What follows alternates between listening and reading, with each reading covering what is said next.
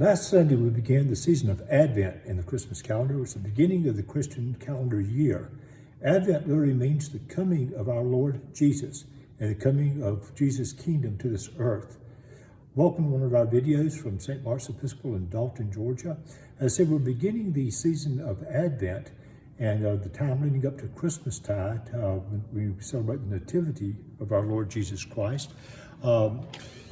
There are many stories that go along with Advent. One of the more famous stories that a lot of times we don't pay attention to is the story of Zechariah.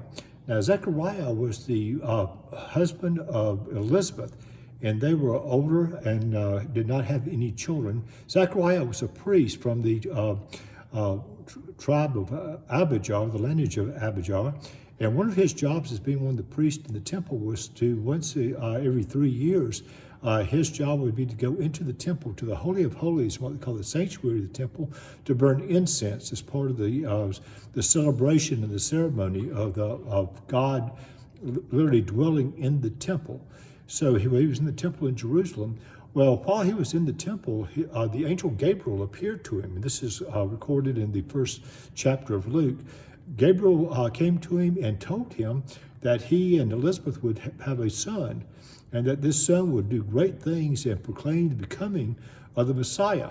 Well, Zechariah was, as many of us would be, very skeptical, even though that, and said that because of his disbelief, the angel made him mute and said he would not speak again until after the child was born and acknowledged.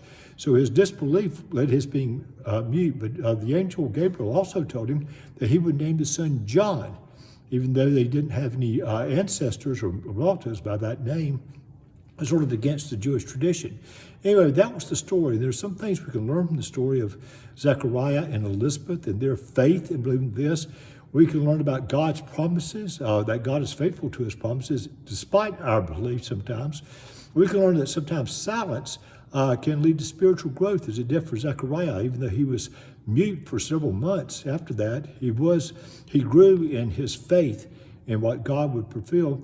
And we can learn from them the obedience to God's plan, these things. So finally, as the story goes in the first chapter of Luke, the son was born and they took it to the temple to be named. When they asked for the name, Elizabeth said it was going to be John, and the people protested, said, we don't have any relatives by that name. So they asked Zechariah, what do you want the child named? Zechariah wrote down on a tablet, because he was still unable to speak. He wrote John. And as soon as he did that, he was able to speak. And speak he did. He gave a very famous, one of the first proclamations about Jesus and about John, person became John the Baptist in the New Testament. And some things we can learn from that.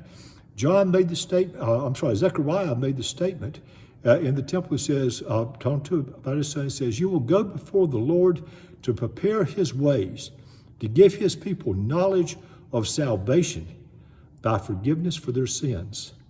Then he went on to speak about Jesus and Jesus coming. He says, the dawn from on high will break upon us to shine on those who are set in darkness and in the shadow of death.